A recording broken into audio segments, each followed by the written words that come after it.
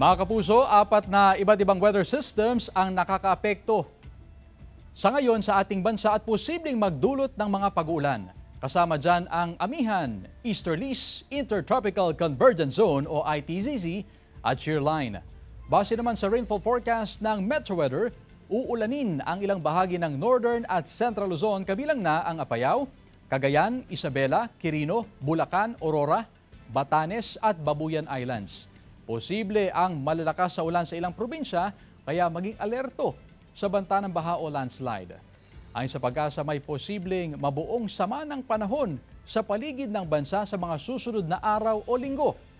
Sa ngayon, mababa pa naman ang tsansa nitong maging bagyo pero patuloy na tutukan. May mga pag-uulan din sa iba pang bahagi ng bansa.